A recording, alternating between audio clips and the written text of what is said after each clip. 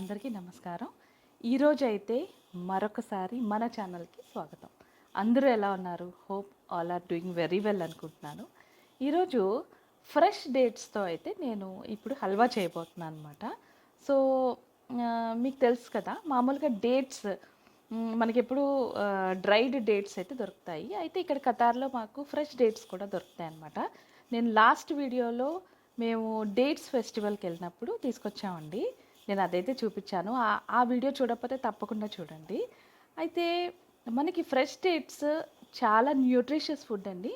ఎవరైతే ఎనీమిక్ అయి ఉంటారో, వీక్నెస్ ఎవరైతే ఎలాంటి వాళ్ళు బాధపడుతున్నారో అలాంటి వాళ్ళు తప్పకుండా ఇదైతే ట్రై చేయండి. ఎందుకంటే మనకు తెలుసు కదా, డేట్స్ డ్రై డేట్స్ కన్నా మనకి ఫ్రెష్ డేట్స్లో అయితే యాంటీఆక్సిడెంట్స్ కూడా చాలా ఉంటాయన్నమాట.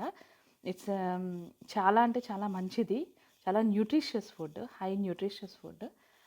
బట్ నేను చెప్పిన క్వాంటిటీస్ అయితే తీసుకుంటే ఫర్ ద ఫస్ట్ టైం మీరు చేసుకొని తినండి. టేస్ట్ అయితే కాంప్రమైజ్ అవ్వద్దు ఫర్ ద ఫస్ట్ టైం. ఏదైనా ఫస్ట్ టైం మీరు ట్రై చేసినప్పుడు టేస్ట్ అయితే కాంప్రమైజ్ అవ్వద్దు. బట్ తర్వాత మీరు ఇంగ్రీడియంట్స్లో మీరు తగ్గించుకోవచ్చు క్వాంటిటీస్ అని నేను. అయితే ఈ ఫ్రెష్ డేట్సే కాకుండా డ్రై డేట్స్తో కూడా చేయొచ్చు అనమాట. డ్రై డేట్స్ని ఏం చేయాలంటే మనం ఒక 1 అవర్ ముందు నానబెట్టి తర్వాత గ్రైండ్ చేయాలి. గ్రైండ్ చేసిన తర్వాత ఒక పేస్ట్లా ఫామ్ అవుతుంది. సో నేను ఫ్రెష్ డేట్స్ని అయితే డైరెక్ట్గా గ్రైండ్ చేసేస్తానమాట.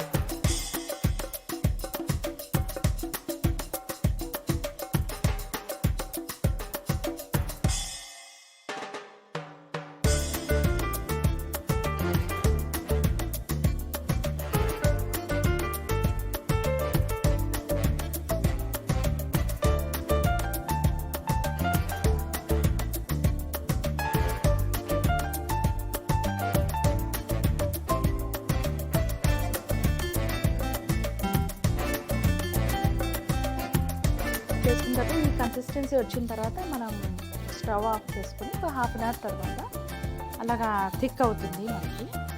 సో మరెందుకు లేట్ ఉంది, ఈ రెసిపీ అయితే తప్పకుండా ట్రై చేయండి. చాలా అంటే చాలా టేస్టీగా ఉంటుంది. నెయ్యి ఫ్లేవర్ కానీ స్వీట్నెస్ కానీ అదంతా కూడా చాలా బాగా తెలుస్తుంది. So friends, hope you enjoyed the video అనుకుంటున్నాను. సబ్స్క్రైబ్ బటన్ అయితే క్లిక్ చేయండి అండ్ పక్కనున్న బెల్ ఐకాన్ అయితే మర్చిపోద్దు సుమి.